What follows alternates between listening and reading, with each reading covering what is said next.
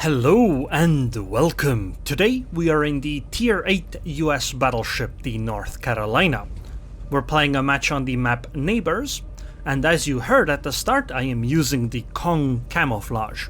Now it's a cool looking camouflage. Oh, and I gotta say, I was given these camouflages by Wargaming. I did not purchase them. It's a cool looking camouflage. I like the look of it. But for the price, I expected slightly more, because the roar you heard at the start, that's actually the horn. You get the default voiceovers of whatever nation you had selected.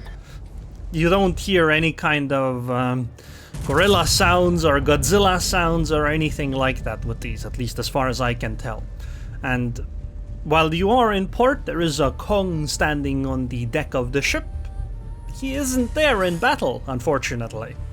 And because of that, I don't know, it looks a bit lackluster to me. Because you're still playing the regular North Carolina. It doesn't really look all that different. I mean, it's glowing, which is cool, but I would say that it's basically on par with like the Arpeggio Blue Steel ships, for example. So, yeah, I feel it's a bit lackluster, but this isn't really about that. I just wanted to get that part out of the way.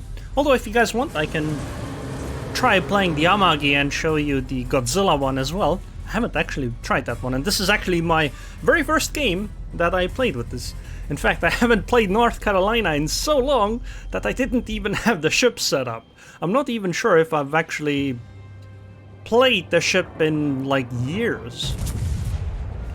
Anyway, as a North Carolina, I know a few things about the ship. I know that the shells, AP shells, are slower than usual in a battleship, so you need to lead more. However, they have good penetration, they're pretty good shells overall, as far as battleships are concerned. And the slowness actually has some advantages too, because it means that you can fire over islands more easily. So it depends on how used to it you are. Considering I haven't played the ship in a while, that's probably a downside for me though. But I'll try to compensate by leading more. By the way, this is a double CV match. Luckily it's a tier 8 and a tier 6 CV. The enemy has a Furious and a Kaga. We have a Furious and an Indomitable. So my plan at the start of the match was to head closer to the middle because it's a single destroyer match. Chances are that the DD is gonna be at one of the caps and maybe she won't be at B. Well, she was, but luckily she didn't actually try to take advantage of it. And the enemy was heading mostly over to the C cap, as you can see on the minimap. It meant that I could just keep pushing ahead. However, I kind of forgot about the CV part, and they did strike me and knocked out my engine, my rudder, and well, basically everything else on the ship. I'm gonna back off now a little bit, reposition, and then maybe we can fight a better fight where we don't get harassed by a CV.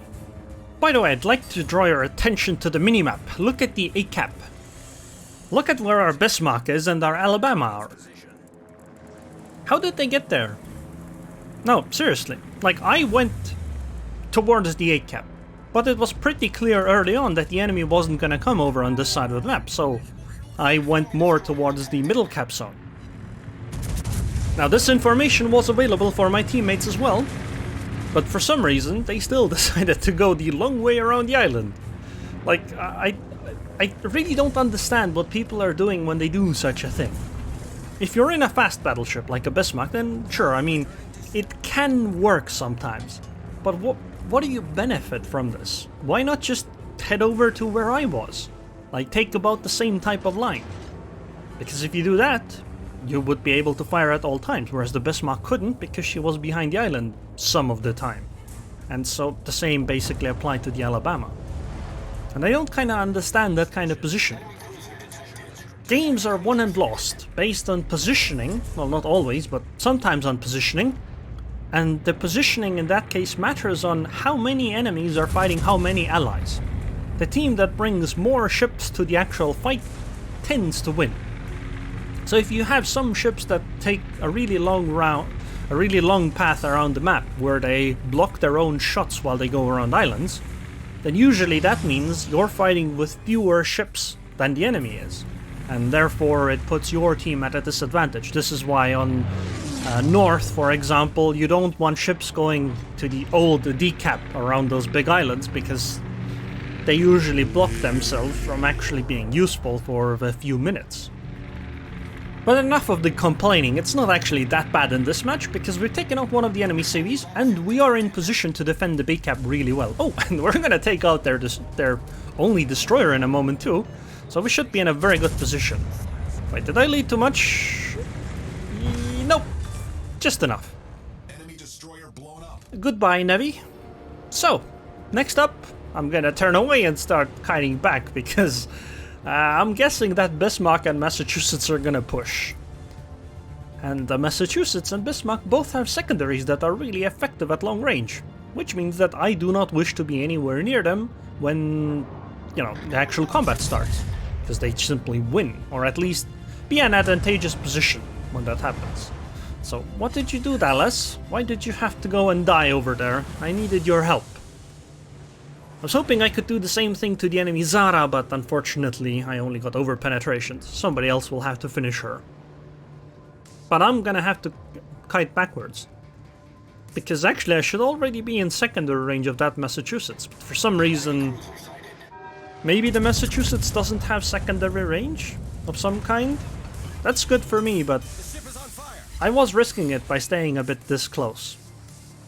But I mean, as long as I can just kite backwards, it'll be fine. Hopefully. Jesus, that was 11k. And I am actually angled. Damn. Oh, casually triple fires and he still keeps pushing on me. I don't know what he's doing, but that's a really bad move what he's doing here. Well, if you have triple fires on you, you want to back off immediately. Because you'll obviously take more damage than that, right? Enemy battleship sunk. And, well, his game was cut short because of it. Maybe he thought he was dead anyway, so it didn't really matter as much to him, but still, if you get triple fire and you can't put it out, you have to be extremely careful. Because that damage adds up quickly, and a few shots from other ships, and your game ends. So we're in a 9 versus 6. We're in a pretty commanding position, and we are all in position to actually defend, or at least prevent the enemy from taking the big cap. So it's very difficult for the red team here. I guess my next fight is gonna be with that Massachusetts. I bet she's gonna turn in as well. Oh, she's behind the island, so this is roughly what I think I need to lead for the Massachusetts, but I can't fire because the island is in the way. So I'm gonna wait until the island isn't in the way, and then fire. And now the Massachusetts should be broadside because she expects the island to cover her, right? And hello, Citadel. Also, that same guy in chat complained, I never get crit on the enemy ships. Well, that actually tells us that he's probably a fairly new player, because he says crit instead of sit. And I mean, there's nothing wrong with that, right? Everybody's new to the game, and if you are gonna quip in the comments something like, oh well, this is why we shouldn't sell tier 8 ships. I mean, I ran into some guy that was playing a tier 9 Tectris ship who said that they've been playing for like 2 weeks. So I don't think that's really the limiting part. Because you can probably play like 100 or 200 games and get to tier 9 already. And not even mention tier 8, which will take even less time. So I don't think really the selling of tier 8 ships is the big part. It's more that he's a new player and, well, he just has to play more to learn and become better. Wait, what? I just hit 2 shells on the Monarch, but I was clearly aiming at the Cleveland. Oh well, that's alright. So the Bismarck does have secondaries apparently, so I'm just gonna keep backing off. I really don't wish to be showered by those HE shells. And meanwhile, we'll just keep shooting the Monarch. So the problem isn't really the Bismarck secondaries themselves. The problem is that this is additional damage on top of, well, all the other ships firing at me. Well, I guess the Monarch isn't firing at me anymore. Devastating strike, damn. Okay, well, I guess now we can just turn around because it doesn't really matter. I don't think the Bismarck can bring enough firepower to bear alone to easily take me out. Okay, let's see how you turn, Cleveland. Is she? Oh, she does. But her reaction time is super slow. But I mean, we've already had a nice game, so who cares really, right? Come on! Yes! We got the Cleveland too! We've destroyed an enemy Excellent. cruiser. With a Citadel, no less. Oh, and the Bayan took out the Nürnberg, which means that the game ends in a few seconds. These shells will not arrive, and I did not actually lead enough. So it's alright. Even if they had arrived, they wouldn't have done any damage. Still, considering I haven't played North Carolina in an eternity, getting a Kraken unleashed on my first game, 117k damage, that's pretty damn good. Oh, and a devastating strike even. Against the Battleship, no less. This is a pretty great game. Maybe it has to do with the Kong on my ship. Maybe he blessed my RNG. 1955 base XP, I was actually outdone by an Amagi. I bet he had Godzilla to bless his RNG.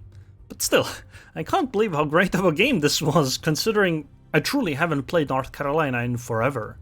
A quick look at the stats. I did take 93k damage, so I did some tanking 1.5 million potential.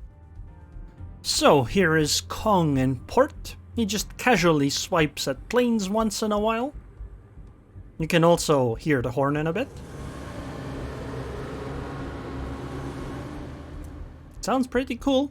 Anyway, captain skills are standard for a battleship: emergency repair specialist, grease the gears, adrenaline rush, survivability expert, then emergency repair expert, and basics of survivability. The last 4 points would go into fire prevention, or fire prevention expert, or something like that. Yeah, fire prevention expert. And upgrades are also what you would expect: concealment, then propulsion. Third, we use turret traverse, because American battleships don't get the dispersion upgrade here, and range doesn't really make much sense with 23.3 kilometer base range already. Then damage control and main arms modification 1. I mean, you could go for a fighter plane if you really wanted, instead of the spotting aircraft, but I don't think it makes sense. One more look at Kong and the camo. So anyways, I hope you guys enjoyed this video. I would like to thank the patrons on Patreon. Thank you very much for your continued support, and I hope I'll see you guys next time.